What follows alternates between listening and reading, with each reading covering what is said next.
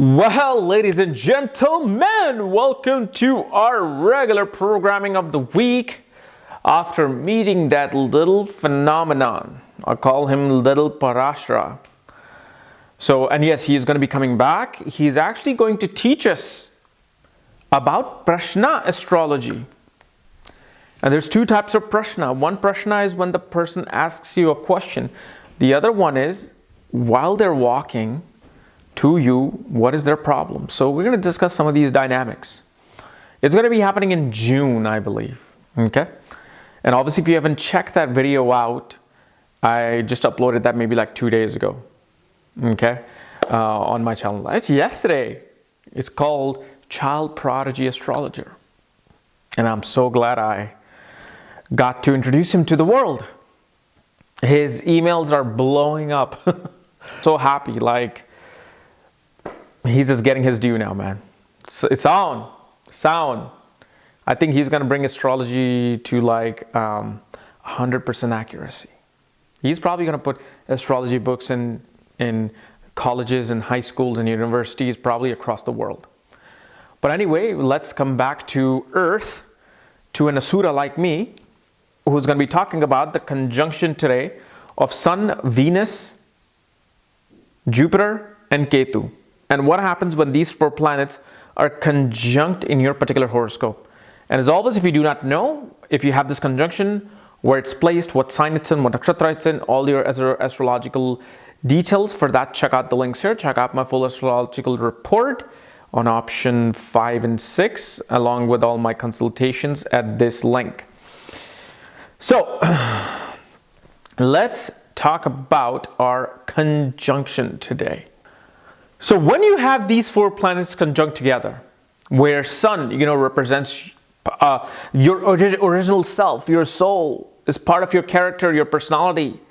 It represents authorities and father and government and fame. And then you have Venus, which represents your ability to love. It's love, relationship, romance, luxury, arts, creativity, women, beauty, fashion. And then you have Jupiter, which represents divine knowledge, which represents philosophy, religion, spirituality. In a way, Jupiter actually also represents the dogmatic thinking. Because of the fact, if somebody is very, very religious or very, very, patriot, they will not care to listen to anything else, any other counter argument against their religion, their country, because their Jupiter is so strong. They're like, what I have grasped, what I believe in, that's it. That's the righteous path. So in a way, Jupiter may not be as positive as we think, or it's in the eye of the beholder. So let's say if I'm trying to make a counter argument, somebody who says astrology does not work, it's stupid, just leave me alone. And let's say I try to persuade them about astrology. What's going to happen is, for them, they believe in it so strongly that astrology does not work. They will find that reason, no, it's not working. No, that's not true. That's what happens with Jupiter. But now you also have Ketu, though, in this conditioning, in this conjunction. Ketu represents the downward motion. Ketu represents looking within. Ketu represents our past experiences that have shaped who we are. It's kind of like a DNA trail that's like left behind. Ketu represents, monks, spiritual pursuits, and moksha, enlightenment. But also Ketu can represent havoc things, explosions, terrorism, all kinds of things. So when you have these four planets conjunct together, one of the things that you will notice is that this person's drive to engage in perhaps sexual pleasures of relationship, may not be as strong as their belief and their pleasure seeking for the higher and divine. And this is something that I'm mentioning without knowing your sign or the nakshatra placement of this conjunction.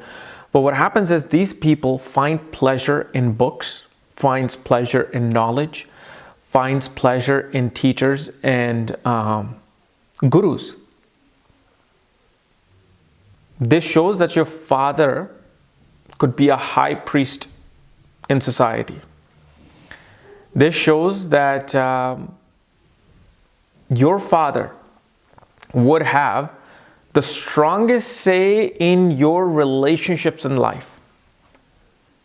Especially if, let's say, you have your father in your picture, and let's say you have a good relationship with him, you will listen to father's choice for the spouse. And especially because Venus represents the spouse, also represents the wife for a man, and Jupiter represents the husband for a woman, shows that they will get a very righteous and dominating person in their life. Somebody who not only is sattvic, but also may influence the native heavily about their own belief systems. Because remember, you are putting father figure with spouse and a guru with the spouse and a spiritual outcast planet. So naturally, spouse is going to be very, not only pure in a sense, but spouse is going to be very hardcore in their ability to view the world. They're going to be somebody who will try to change what your beliefs are because they feel like what they're doing is the correct way. This can also show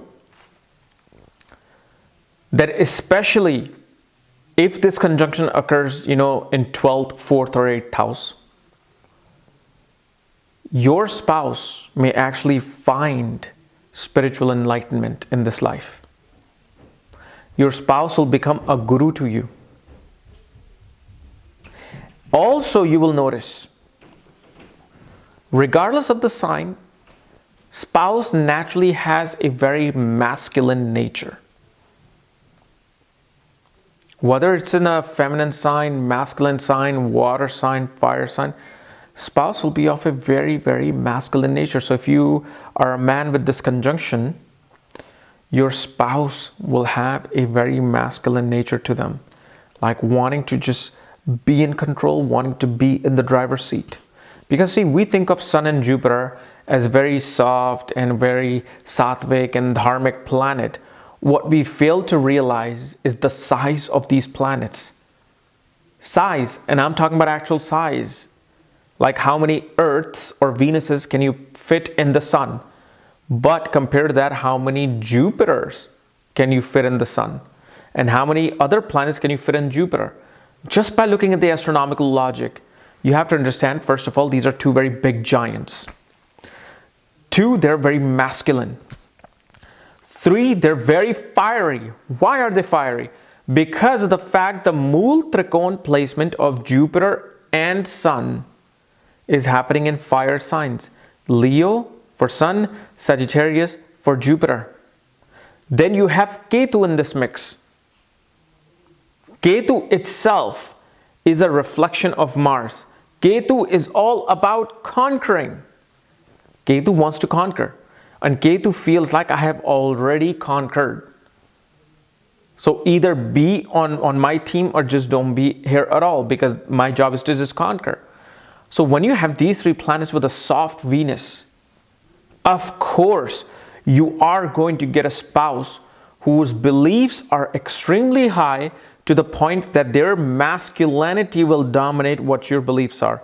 But also what happens in this, you yourself have this conjunction. It's not like this conjunction is not affecting you in any way. Of course it is. So now you're bringing the 2 energies together of your conjunction and the type of spouse you run into, and now you are trying to collide. The way this conjunction works is if your beliefs and the spouse's beliefs are exactly the same. If you have any difference versus this person, or they have any difference with you, it's going to come together and boom, repel apart. So for example, you could be a Hindu, the other person could be a Hindu, but let's say they're a Jain Hindu. Let's say they're very hardcore Hindu who will not eat any meat, who will not even eat garlic, onion, ginger, spices. They're repelled by just the look of the egg itself. They're pure vegan, that's what they're. And then you, as a Hindu, you pray to God, you go to temple, you celebrate Diwali. But at the same time, let's say you don't even eat meat, but you're vegetarian, yet you love garlic, you love onions, you love ginger, you love to put masala and spices and paneer and dairy and all that. Well, guess what?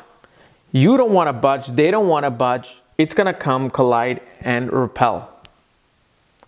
And naturally, you have to also pay attention to the degrees of Venus to the Sun. If Venus is too close to the Sun, you bet, I mean, this is like guaranteed, your spouse is going to be extremely overpowering. They're going to try to be like your father figure in a way. If let's say Sun is at 1 degree, Jupiter is at 20 degree, Venus is at 18 degree, Ketu is at 28 degree. Well, guess what Venus is being affected by the most? Jupiter. That means your spouse will not be dominating, but yet will be very knowledgeable and would always want to learn and listen.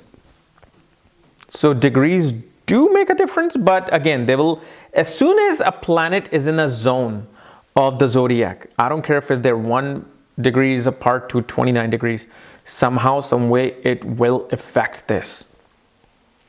And also what happens with this conjunction is that you're going to get at somebody who's very much like a cutthroat, like not cutthroat actually, that's the wrong word, like a scissor. Like when they deal with something, they either cut it off or they glue it together. For them, it's not like just two things waving. When they're apart, they just go apart. So they're very blunt in their ability to, communicate with somebody. Now, obviously, this can bring about great amount of sexual passion as well. If obviously this conjunction receives the aspect of Mars. Because whenever Mars looks at Venus, Mars is conjunct Venus, it brings about great passion. And Jupiter's ability is to expand things, right? Jupiter's ability to expand. But remember, Jupiter doesn't expand the bad qualities. Jupiter always tries to expand the good qualities. Bad qualities of Venus is lustful, constantly thinking about sex, constantly thinking about, romance. Where Jupiter expansion of Venus is more towards love and devotion. So this is why we see that with this conjunction, a person will not be so attracted sexually, but will be attracted intellectually to somebody. Okay? So guys, this is my analysis of Sun, Venus, Jupiter, Ketu conjunction. If you're new to my channel, subscribe below. Again, if you want to know where your conjunction is placed, all my books, reports, consultations, for that, check out the links here. Otherwise, we'll see you later. Bye-bye.